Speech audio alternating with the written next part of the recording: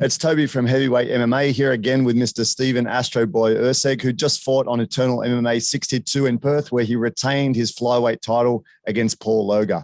How are you feeling, man? Yeah, I'm good. Obviously still a little bit high from the win. I'm starting to come down again, like back to earth, I guess. But yeah, still a bit excited. That's good, man. Should be. It was a great win. Now, I was reading some sort of interview that was on on an article mentioning that your mindset, you felt your mindset was a little bit different in this fight. Like leading up to it, you said you were nervous and then suddenly the nerves were gone. And then leading up to the actual fight, you're worried that you might have overhyped yourself or something, that your mind wasn't normal. What do you think of that, man? I think it's just part of growing, and like the more you fight, the more you feel comfortable in there. And I think I had the anxious, nervous attack a little bit earlier this time, perhaps. And then by the time it actually came to the weigh-ins and the fight, I was a lot calmer than I sort of expected to be. It's not the first time that's happened, but it seems to happen when I have had a few fights in a row, like in close succession, and then you sort of feel comfortable with that feeling. So I think that's all it is.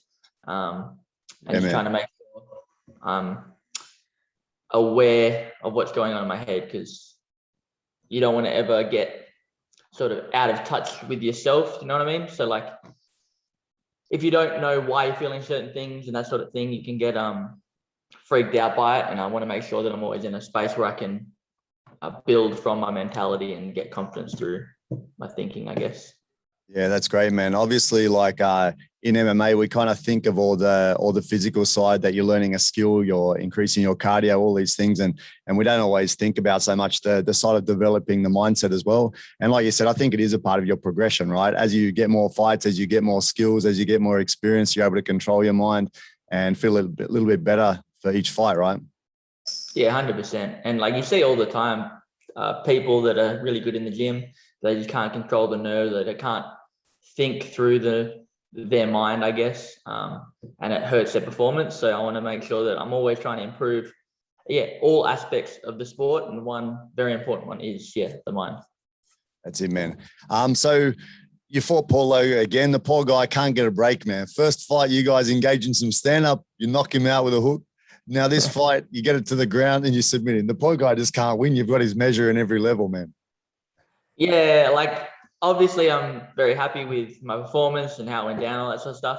Hard not to feel bad a little bit as well. Like, he's such a nice guy and such a tough guy. So it's sad to see how he looked after the fight and that sort of thing. But talking to him, he's a great guy, and I wish him nothing but the best. Yeah, man, it kicked off. You guys looked like you were going to start to engage in a bit of stand-up, obviously, the first range of fighting. And he was, I think, from the couple of seconds we can see of the fight, he looked like he's looking at maybe battering your legs a little bit to start, trying to hit you with the low calf kicks and the inside low kicks as well. And have you always been good at defending them? Because you're very on the ball. Like any of them that came, you're picking up your leg and deflecting the kick straight away. A lot of people get just cop calf kicks, right? But you were ready to defend it straight away. Something I noticed. Yeah. So my coach is his career was in Muay Thai. So I've always had a big Muay Thai influence. So checking kicks was always super important. And part of my game plan this time was using my lead leg a lot to counter his aggression. And because my lead leg is therefore light, so I can use it faster, it was light, so I could also check as well. So it sort of just played out well for me in that regard. Yeah, that's interesting, right? So yeah, you're sitting back a bit on the back leg, so you can use that front leg, and it helps you to just be that little bit quicker, right, to defend. So that's great. Yeah. And then obviously you got to engage in the clinch very quickly, which favors you because you like wrestling. And the second thing, obviously, if you've got a good striker in front of you, you want to sap his energy, right? So in the clinch, engaging in the clinch, pressuring him against the cage, you're going to have the chance to wear his arms out, right? That was obviously what you were hoping that would happen, right? Yeah, I thought not the only way he wins, but the clearest path to victory for him is knocking me out early. I thought I was a better technician. So if I can sap his arms a little bit, it just takes away his winning condition, I guess. And I was lucky in the way that he entered. He threw the first strike, landed it, unfortunately for me, but because he comes forward so hard, he sort of put himself into the clinch, and then it sort of played out the way it played out.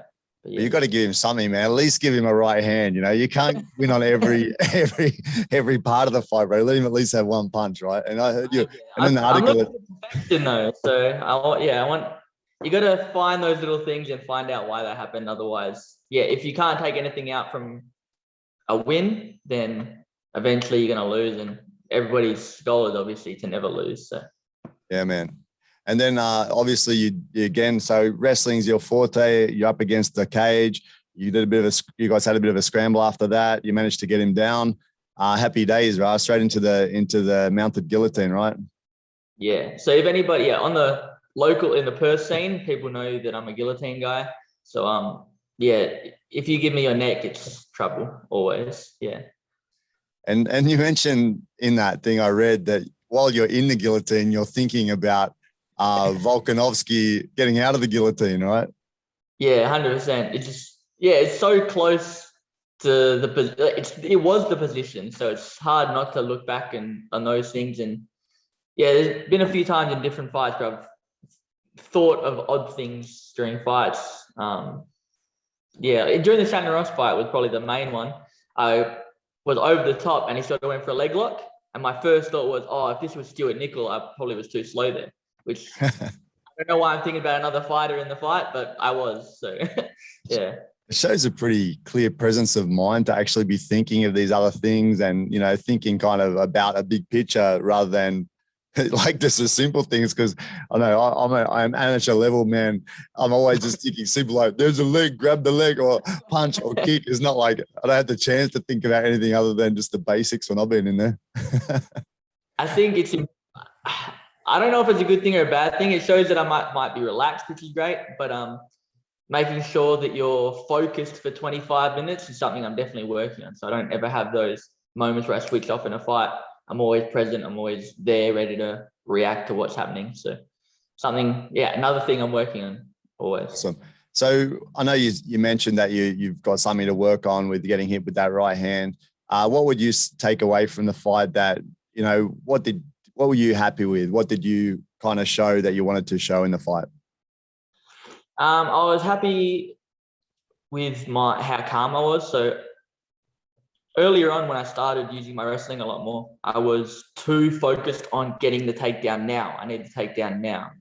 And if I didn't get it, I'd shoot really hard again immediately because I don't like the fact that I didn't get him down, like all that sort of stuff. But now it's like I don't necessarily need to finish the takedown now. Just because I attempt a takedown and he defends it doesn't mean it's failed, like a failed attempt. It just means that I've made him use energy. I've imposed something that now he might have to think about, that sort of thing. So it's not necessarily all about finishing everything immediately. It's just, giving them something to think about, sapping their energy, being a little bit calmer.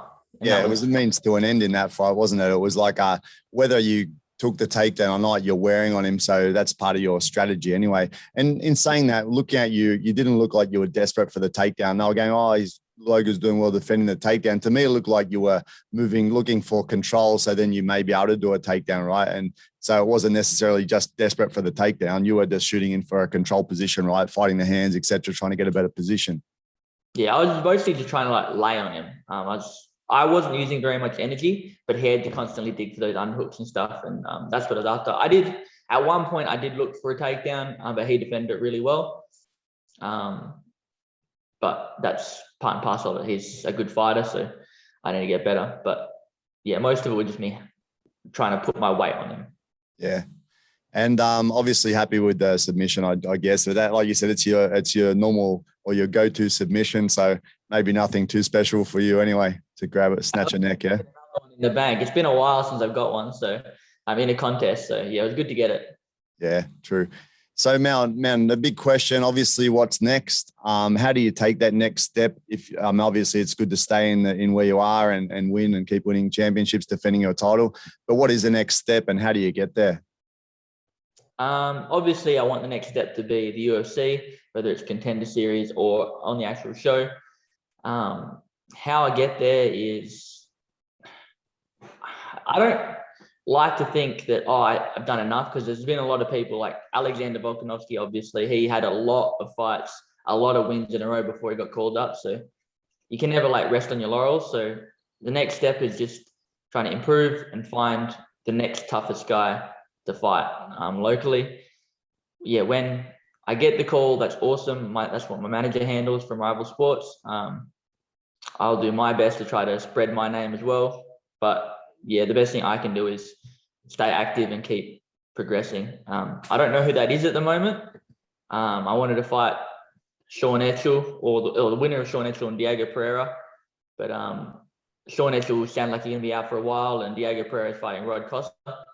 I think Rod Costa is going to beat him up. So I think both of those guys are going to be not on the radar. So I don't know what's next. Yep. So just waiting and seeing. So your Rival Sports, your management team, they already have any fighters in UFC, or they're in connection with UFC? Yeah. So my manager Titus, he manages Robert Whitaker, Jimmy Crute, those sorts of guys. So yeah, I know they've got the contacts, and he's a great manager. So just let him do his thing. That's perfect, man. Exciting. Obviously, seeing your dominant victories, we'd all like to see you progress to that next level. Get another person flying the Australian flag in the biggest show around, UFC, or any of the other shows that are available as well. Plenty of good promotions around the world. But anyway, man, thanks again for your time. Congratulations. Well done. Very good display of skill and basically what you work towards, right? So it's great to see, man. Well done. Thank you. Thanks for taking the time to talk to me, and hope to chat again soon. Cool. Thanks, man.